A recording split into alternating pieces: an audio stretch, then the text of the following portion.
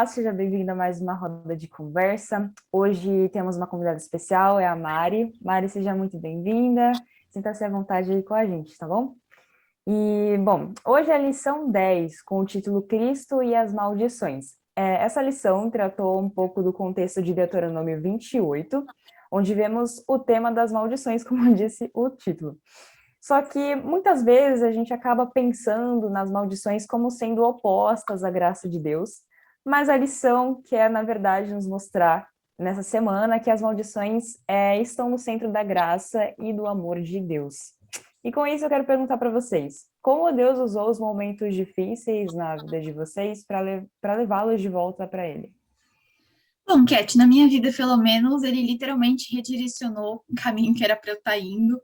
E quando parecia que não ia ter mais saída, que eu não ia ser perdoada, que eu não seria amada mais pelo que eu poderia ter feito, né? Tinha feito. Ele me mostrou que ia estar do meu lado e que ele tinha e tem um plano lindo para minha vida. Eu vejo que, na maioria das vezes, as nossas experiências com Deus, as nossas experiências difíceis, né? Elas são meio da gente confiar mais em Deus.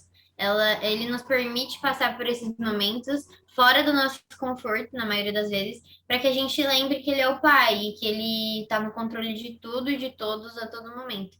Então, todas as vezes que eu passei por momentos difíceis, eles foram de alguma forma bênção para que eu pudesse manter esse relacionamento com Deus. Então, pensando num exemplo prático, eu tinha pensado em uma coisa que foi ativa na minha vida, né? Recentemente eu estava procurando emprego, né? Graças a Deus eu consegui, mas eu estava pensando, né? Porque eu estava me dedicando na faculdade, eu estava fazendo cursos para me preparar, eu estava mandando currículo, sabe? Quando você procura, então assim, o que que tá faltando, né? E aí, tava faltando a parte mais importante. Sabe quando você faz aquela oração cotidiana e fala assim: ai, Deus, obrigado pela vida, pela saúde, tô precisando de um emprego, abençoe o dia de amanhã, em nome de Jesus, amém. E não é isso, né? Eu acho que faltou a parte da entrega. Então, a partir do momento que eu pensei, nossa, falta colocar Deus em primeiro lugar. Qual que é o plano de Deus para minha vida? É realmente esses lugares que eu tô procurando? É realmente essa área que eu tô procurando? E aí, quando você coloca isso em primeiro lugar, coloca a sua comunhão com Deus em primeiro lugar, coloca o plano dele em primeiro lugar, eu acho que é onde as coisas dão certo, né? E realmente deu, como eu falei, eu consegui graças a ele. E eu acho que esse foi um momento difícil na minha vida e que até hoje tem feito a diferença, que mesmo depois que eu consegui, sempre, todo dia que eu vou trabalhar, eu penso, nossa, é por Deus, é pela graça dele. Então, além de me reaproximar, me deixou mais grata, me tornou lembrando todos os dias da dependência que a gente tem e essa gratidão também que é super importante. Então, foi uma coisa, como eu falei, prática, que aconteceu recentemente e ele me fez lembrar de colocar ele em primeiro lugar, da nossa dependência e como a graça dele é maravilhosa e os planos dele são os melhores também. Maravilhoso. Nossa, eu queria dizer que eu adorei esse comentário da Mari. Realmente fiquei feliz. Parabéns, Mari. E nossa, realmente, essa sensação, né? Essa, essa graça que a gente sente quando a gente olha para Deus e percebe que Ele está cuidando da gente. Nossa, é incrível. Foi isso que eu pensei quando a Cat fez essa pergunta, que assim, quando eu pensei nos momentos difíceis, eu penso que os momentos difíceis existem porque nós estamos num mundo de pecado, né?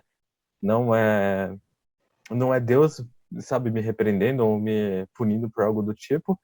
E isso me levou a várias situações diferentes na minha vida. Teve momentos difíceis em que eu olhei para Deus e eu encontrei alívio. Teve momentos difíceis que eu olhei para Deus e me senti, eu diria, um pouco parecido com Jó, né, meio revoltado assim, perguntando para Deus por quê? Por que que isso acontece? Por que comigo? Mas independente dos momentos, eu percebi que eles me faziam olhar para Deus novamente. E, cara, isso sempre me fez bem. Independente se eu estava revoltado, se eu estava perguntando para Deus por quê, independente se eu encontrava esse alívio, eu percebia que ao se aproximar de Deus, ao Deus, né, que é Deus que permite isso, ao Deus me permitir se aproximar dele, olhar para ele, eu sentia que isso me levava mais para cima, que isso me ajudava, que isso me guiava para uma situação melhor.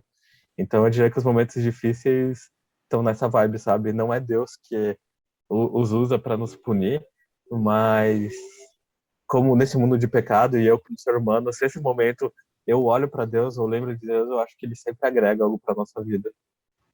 Verdade.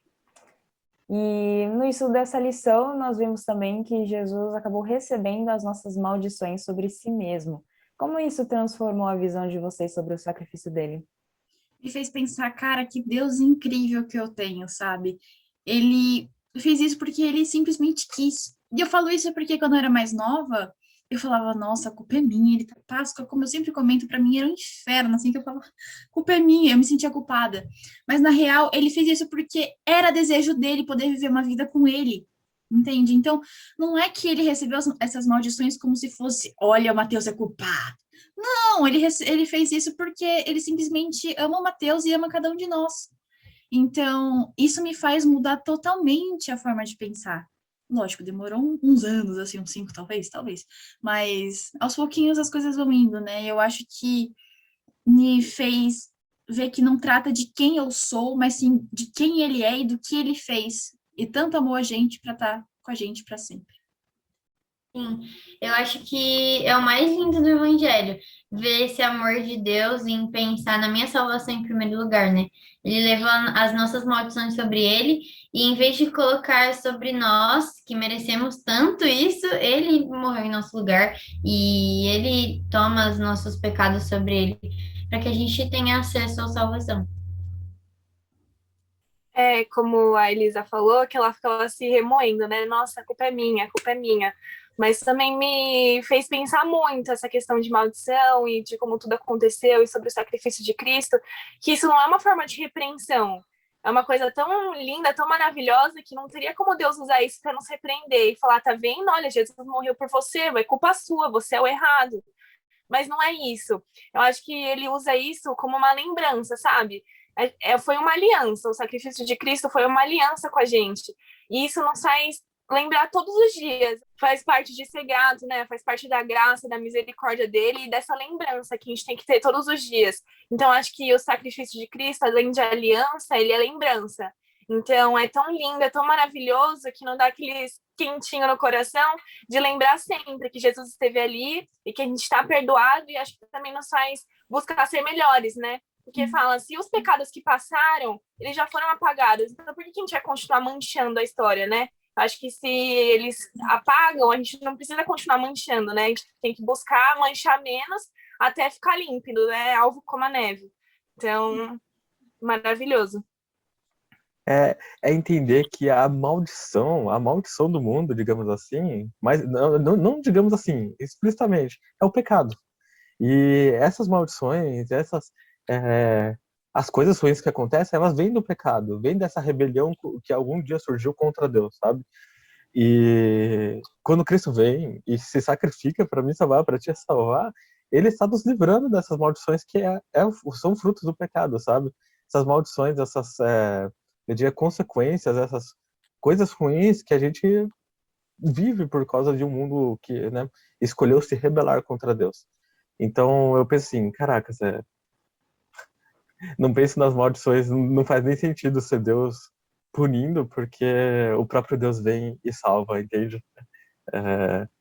É maravilhoso isso, tipo, o ser humano escolheu se rebelar contra Deus, o ser humano escolheu essa vida sem Deus, mas o próprio Deus vem e se dispõe a nos salvar, a nos trazer de volta, sabe? Porque é bom, porque ele sabe o que é bom pra gente. Então eu vi bem isso, sabe? É tipo, Cristo representa, na verdade, a liberdade dessas maldições. Bom, esse é o momento do Fala Aí, então Léo, pode rodar a vinheta. Momento Fala Aí!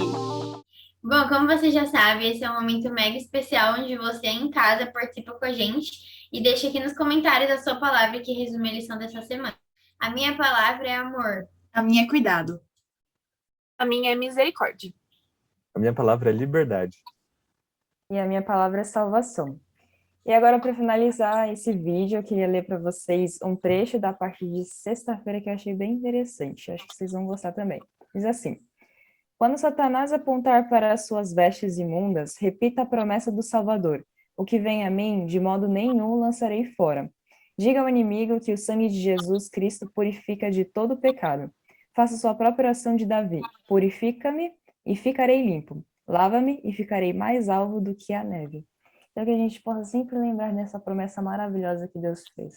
Amém. E se você gostou desse vídeo, deixa seu like, deixa seu comentário, compartilha com seus amigos e até semana que vem. Acho que pensando no exemplo. Errei, né, gente? Quando a Alice fez essa pergunta, Alice não, a Cat. Opa, Lembrar todos os dias. Eu acho que também é a parte de ser grato a Cristo, ser grato. Não, gente, olha. Tava bem, difícil. Mariana! A minha palavra é. Ai, que linda.